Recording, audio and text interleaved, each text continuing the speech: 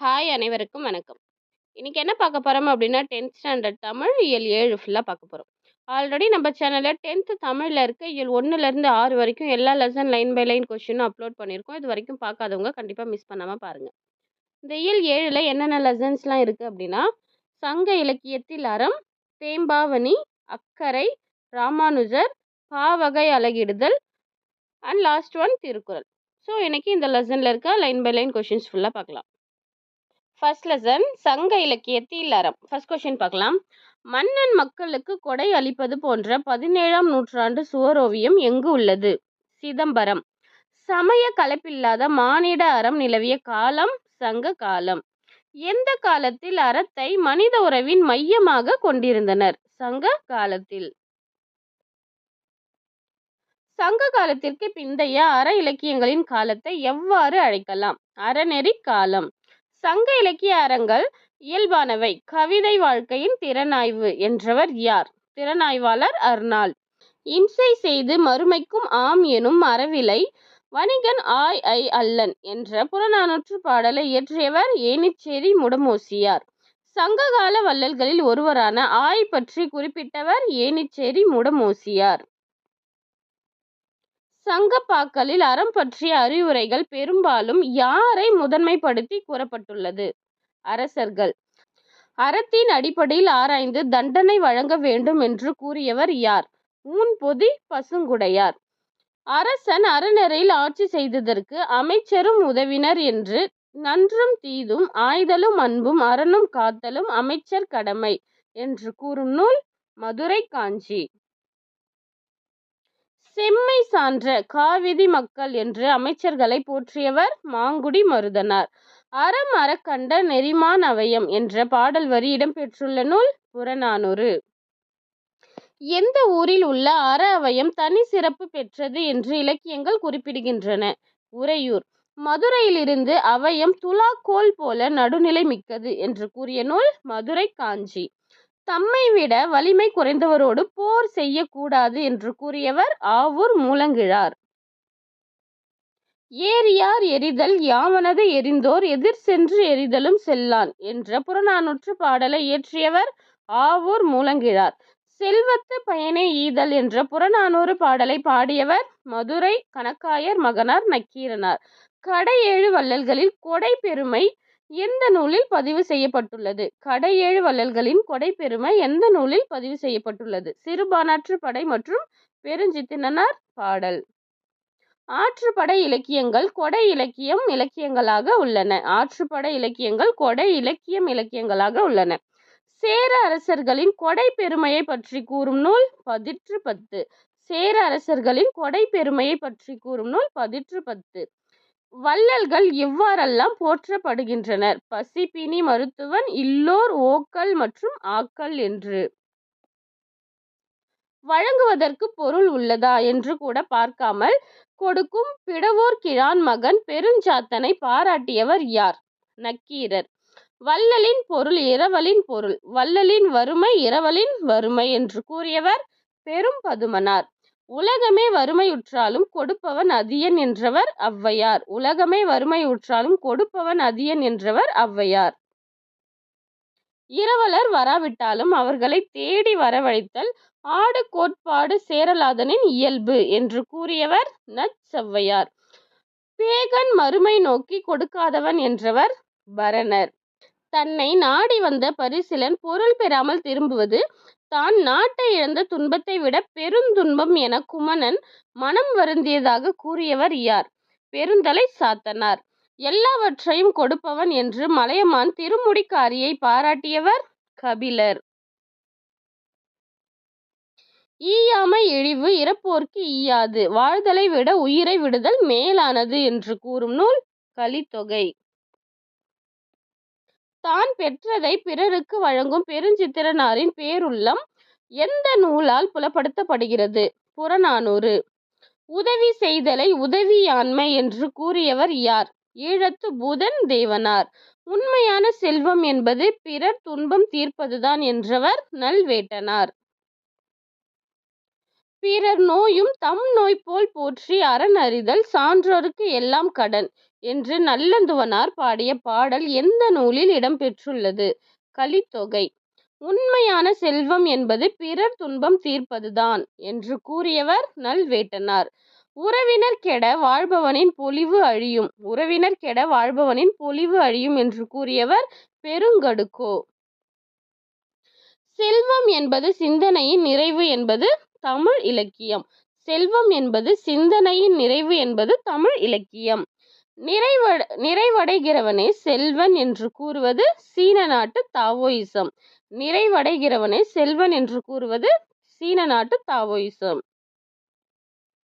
வாய்மை பேசும் நா உண்மையான நா என்ற கருத்தை இலக்கியங்கள் எவ்வாறு கூறுகின்றன? பொய்யா சென்னா போய்படு வரியா வயங்கு சென்னா. ஓர் அதிசய திறவுகோல் என்பது எது? நாக்கு. இன்பத்தின் கதவை திறப்பதும் துன்பத்தின் கதவை திறப்பதும் எது? நாக்கு. வாய்மையை பிழையா நன்மொழி என்று கூறும் நூல் எது? நற்றிணை. பொய்மொழி கொடுஞ்சொல் என்று பொய்மையை குறிப்பிடும் நூல் நற்றிணை. தான் சிந்திக்காமல் பிறர் சொல்லால் அறியும் அறம் எத்தனையாவது தரம்? 3ஆம் தரம். சிந்தித்து அறிந்து கொள்ளும் அறம் 2ஆம் தரம். இயல்பாக அறியும் அறம் 1 தரம். கிபி 6ஆம் நூற்றாண்டின் தொடக்கத்தில் போதி தர்மர் எந்த மாநகரத்தின் சிற்றரசர்? காஞ்சி நகரம். போதி தர்மர் எந்த நாட்டிற்கு சென்றார்? சீனா. போதி தர்மர் போதித்த பௌத்த சமயத்தின் ஒரு பிரிவிலிருந்து உருவான மதம் ஜென் தத்துவம். போதி தர்மருக்கு இன்றளவும் கோவில் கட்டி சிலை வைத்து இன்றளவும் வணங்கி வரும் நாடு சீன நாட்டவர். அடுத்து பார்த்தீங்கன்னா lesson number 2 Thembavani. Question number 50. தேம்பாவணியை இயற்றியவர் வீரமாமுனிவர். உவமணி காணம் கொள் என்று ஒலித்து அழுவ போன்றே என்ற பாடல் வரியை இயற்றியவர் யார்? வீரமாமுனிவர். கிறிஸ்துவிற்கு முன் தோன்றியவர் யார்? திருமுழுக்கு யோவான். கிறிஸ்துவின் வருகையை அறிவித்தவர் யார்? திருமுழுக்கு யோவான். திருமுழுக்கு யோவானை எவ்வாறு அழைப்பர்? அருளப்பன். வீரமாமுனிவர் திருமுழுக்கு யோவானை தன் காப்பியத்தில் என்ன பெயரில் குறிப்பிடுகிறார்? கருணையன் என்று. கருணையன் தாயாரின் பெயர் என்ன? கருணையன் தாயாரின் பெயர் எலிசபெத் அம்மையார். கருணையன் யார் இறப்பால் துன்பம் அடைகிறார்? தன் தாயார் எலிசபெத் இறந்து விட்டதால். கருணையன் துன்பத்தில் பங்கு கொண்டது இயற்கை. சேக்கை என்பதன் பொருள் படுக்கை. யாக்கை என்பதன் பொருள் உடல். பிணித்து என்பதன் பொருள் கட்டி. வாய்ந்த என்பதன் பொருள் பயனுள்ள. இளங்கூழ் என்பதன் பொருள் இளம் பயிர். காய்ந்தேன் என்பதன் பொருள் வருந்தினேன். அசும்பு என்பதன் பொருள் நிலம். தேம்பா என்பதன் பொருள் வாட. புழை என்பதன் பொருள் துளை. உய்முறை என்பதன் பொருள் வாழும் வழி. ஓர்ந்து என்பதன் பொருள் நினைத்து. துணர் என்பதன் பொருள் மலர்கள். படலை என்பதன் பொருள் மாலை. உவமணி என்பதன் பொருள் மணமலர். கருணையன் யார் மார்பில் மணிமாலை என அசைந்து வாழ்ந்தார்? தன் தாயின் மார்பில். கருணையன் புலம்பியதை கேட்டு யார் அழுதனர்? மலர்கள், பறவைகள் மற்றும் வண்டுகள். வீரமாமுனிவர் யாரை சந்திப்பதற்காக உருது மொழி கற்றார்? திருச்சியை ஆண்ட சந்தா சாகிப் என்னும் மன்னருடன் உரையாட. வீரமாமுனிவர் எத்தனை மாதங்களில் உருது மொழியை கற்றார்? 2 மாதங்களில். வீரமாமுனிவருக்கு சந்தா சாகிப் வழங்கிய பட்டம் இஸ்மத் சந்நியாசி. இஸ்மத் சந்நியாசி என்ற பாரசீக சொல்லின் பொருள் தூய துறவி. தேம்பா கூட்டல் அணி வாடாத மாலை. தேன் கூட்டல் பா கூட்டல் அணி என்பதன் பொருள் தேன் போன்ற இனிய பாடல்களின் தொகுப்பு. தேம்பாவணியின் பாட்டுடை தலைவர் யார்? கிறிஸ்துவின் வளர்ப்பு தந்தையாகிய சூசையப்பர். தேம்பாவணி எத்தனை காண்டங்களை கொண்டது? 3 காண்டங்கள். தேம்பாவணியில் உள்ள படலங்களின் எண்ணிக்கை 36 படலங்கள். தேம்பாவணியில் உள்ள மொத்த பாடல்களின் எண்ணிக்கை 3615. தேம்பாவணி இயற்றப்பட்ட காலம் 17ஆம் நூற்றாண்டு. வீரமாமுனிவரின் இயற்பெயர் கான்ஸ்டன்ட் ஜோசப் பெஸ்கி. தமிழின் முதல் அகராதி எது? சதுரகராதி. தமிழின் முதல் சதுரகராதியை எழுதியவர் யார்? வீரமாமுனிவர். தொன்னூல் விளக்கம் இலக்கண நூல். என்ற நூல் எழுதியவர் வீரமாமுனிவர். பரமார்த்த குரு கதைகளை இயற்றியவர் வீரமாமுனிவர். அடுத்து பார்த்தீங்கன்னா இலக்கண குறிப்பு. காக்கென்று காக்கவென்று என்பதன் தொகுத்தல் விகாரம். கணீர் என்பது கண்ணீர் என்பதன் இடைக்குறை. காய்மணி உய்முறை செய்முறை என்பது வினைத்தொகைகள். மெய்முறை என்பது வேற்றுமை தொகை. கைமுறை என்பது மூன்றாம் வேற்றுமை உருபும் பயனும் உடன் தொக்க தொகை. அடுத்து பார்த்தீங்கன்னா தேர்ட் லெசன் அக்கறை. Question number 92. அக்கறை என்ற கவிதையை இயற்றியவர் கல்யாண்ஜி. கல்யாண்ஜியின் இயற்பெயர் கல்யாண சுந்தரம். கல்யாண்ஜி எந்த பெயரில் கதை இலக்கியத்திலும் பங்களிப்பு செய்து வருகிறார்? வண்ணதாசன் என்ற பெயரில். அடுத்து கல்யாண்ஜியின் கவிதை நூல்கள் புலரி, முன்பின், ஆதி, அந்நியமற்ற நதி மற்றும் மணல். கல்யாண்ஜியின் கட்டுரை தொகுப்பு நூல் எது? அகமும் புறமும். கல்யாண்ஜியின் கடித தொகுப்புகள் எந்த பெயரில் வெளியானது? சில இறகுகள் சில பறவைகள் என்ற பெயரில் வெளியானது. கல்யாண்ஜியின் குறிப்பிடத்தக்க சிறுகதை தொகுப்புகள் கலைக்க முடியாத ஒப்பனைகள், தோட்டத்துக்கு வெளியிலும் சில பூக்கள், உயர பறத்தல், ஒளியிலே தெரிவது உள்ளிட்டவை சிறுகதை தொகுப்புகள். எந்த சிறுகதை தொகுப்பிற்காக கல்யாண்ஜி அவர்கள் சாகித்ய அகாடமி விருது வழங்கப்பட்டது? ஒரு சிறு இசை. கல்யாண்ஜி அவர்கள் சாகித்ய அகாடமி விருது பெற்ற ஆண்டு 2016. சைக்கிளில் வந்த தக்காளி கூடை சரிந்து முக்கால் சிவப்பில் உருண்டது என்று தொடங்கும் கவிதையை இயற்றியவர் கல்யாண்ஜி. அடுத்து next lesson Ramanujar. Question number 102. நாளுக்கு ஒரு முறை மலரும் மலர் எது? சண்பகம். ஆண்டுக்கு ஒரு முறை மலரும் மலர் பிரம்ம கமலம். 12 ஆண்டுகளுக்கு ஒரு முறை மலரும் மலர் குறிஞ்சி. தலைமுறைக்கு ஒரு முறை மலரும் மலர் மூங்கில். பூரணர் கற்ற மந்திர மறைபொருள் யார் மூலம் அவருக்கு கிடைத்தது? திருவரங்கன் திருவருளால். பூரணர் யாருக்கு திருமந்திரம் மறைபொருளை கூறுகிறார்? ராமானுஜர், முதலியாண்டான், குரேசர். பூரணர் மூவரிடம் கூறிய மந்திரத்தை யாருக்கு உரைக்க கூடாது? அப்படி கூறினால் என்னவாகும்? நரகம் கிடைக்கும். பூரணர் யாருடைய மந்திரத்தை கூறுகிறார்? நாராயணன். ராமானுஜர் பிறவி பயன் அடையும் மந்திரத்தை யாருக்கு கூறுகிறார்? பொது மக்கள். பூரணரின் மகன் யார்? சௌமிய நாராயணன். பூரணர் தன் மகனை யாரிடம் அடைக்கலம் கொடுத்தார்? ராமானுஜரிடம். கூர்வேல் குவைய மொய்பின் தேர்வன் பாரித்தன் புறம்பு நாடே என்ற புறநானூற்று வரியில் சிறப்பிக்கப்படும் ஊர் பிரான்மலை, சிவகங்கை மாவட்டம். அடுத்து இலக்கண பகுதி பாவகை அலகிடுதல். யாப்பு எத்தனை உறுப்புகளை கொண்டது? 6 உறுப்புகள்.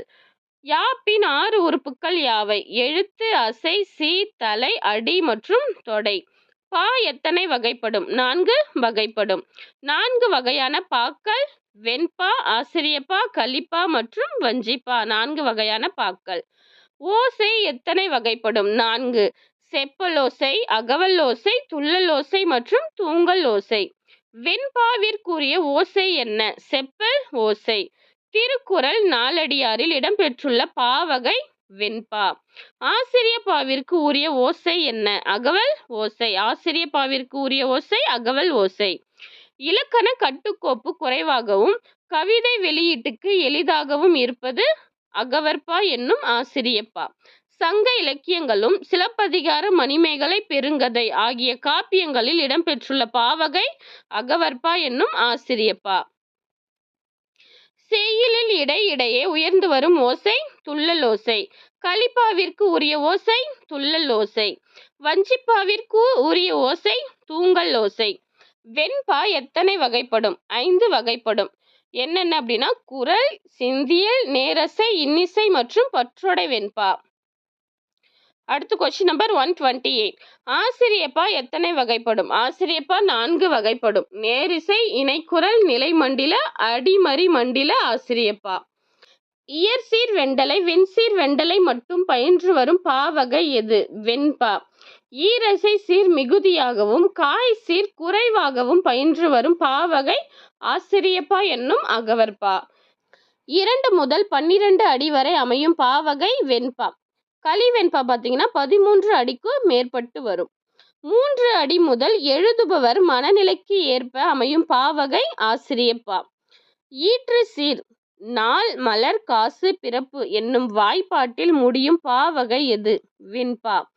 ஏகாரத்தில் முடித்தல் சிறப்பு எவ்வகை பா? ஆசிரியப்பா. யாப்பதிகாரத்தை இயற்றியவர் யார்? குழந்தை புலவர். யாப்போசை தரும் பாவோசை எது எது அப்படின்னா செப்பலோசை பார்த்தீங்கன்னா இருவர் உரையாடுவது போன்ற ஓசை செப்பலோசை. இதே அகவல் ஓசை பார்த்தீங்கன்னா ஒருவர் பேசுவது போன்ற ஓசை எப்படின்னா சொற்பொழிவு. துள்ளல் ஓசை பார்த்தீங்கன்னா கன்று துள்ளுவது போன்ற ஓசை துள்ளல் ஓசை உயர்ந்து வரும். இதே தூங்கல் ஓசை பார்த்தீங்கன்னா சீர்தோறும் துள்ளாது தூங்கி வரும் ஓசை. அதுக்கப்புறம் பார்த்தீங்கன்னா இது எப்பவுமே தாழ்ந்தே வரும் தூங்கல் ஓசை. அடுத்து பார்த்தீங்கன்னா ஓரசை சீர் ஈரசை சீர் மற்றும் மூவசை சீருக்கு உண்டான வாய்ப்பாடு பார்த்துடலாம். ஓரசை சீரோட வாய்ப்பாடு நேருக்கு பார்த்தீங்கன்னா நாள், நிறைக்கு பார்த்தீங்கன்னா மலர், நேர்பு காசு, நிறைவு பிறப்பு. அடுத்து ஈரசை சீருக்கு உண்டான வாய்ப்பாடு நேர் நேர் பார்த்தீங்கன்னா தேய்மா, நிறை நேர் பார்த்தீங்கன்னா புளிமா, நிறை நிறை கருவிலம், நேர் நிறை கூவிலம். அடுத்து மூவசை சீரோட வாய்ப்பாடு பார்த்தீங்கன்னா நேர் நேர் நேர் பார்த்தீங்கன்னா தேமாங்காய், நிறை நேர் நேர் பார்த்தீங்கன்னா புளிமாங்காய், நிறை நிறை நேர் பார்த்தீங்கன்னா கருவிலங்காய், நேர் நிறை நேர் பார்த்தீங்கன்னா கூவிலங்காய், நேர் நேர் நிறை பார்த்தீங்கன்னா தேமாங்கனி, நிறை நேர் நிறை வந்து புளிமாங்கனி, நிறை நிறை நிறை வந்து கருவிலங்கனி. அடுத்து நேர் நிறை நிறை கூவிலங்கனி. அடுத்து கொஸ்டின் நம்பர் 140 அறிவை விரிவிசை. அறமும் அரசியலும் என்ற நூலை எழுதியவர் மு. வரதராசனார். தமிழரின் தத்துவ மரபு நூலை எழுதியவர் அருணன். எண்ணங்கள் என்ற நூலை எழுதியவர் MS. Udhayamoorthy. And last one கலைச்சொல் அறிவோம். ஹாப்பினஸ் மகிழ்ச்சி, ஸ்கெப்டர் செங்கோல், சேரிட்டி ஈகை அண்ட் ட்ரூத் வாய்மை. ஸோ இன்னைக்கு பார்த்த கொஷின்ஸ் எல்லாமே உங்களோட எக்ஸாம் ரிவிஷனுக்கு ரொம்ப யூஸ்ஃபுல்லாக இருக்கும்னு நினைக்கிறேன். இந்த மாதிரி நிறைய கொஷின் வேணும்னு நினச்சிங்கன்னா நம்ம சேனலை சப்ஸ்கிரைப் பண்ணிக்கோங்க. அப்போ தான் நம்ம போடுற வீடியோஸ் உங்களுக்கு உடனுக்குடனே கிடைக்கும். தேங்க்யூ.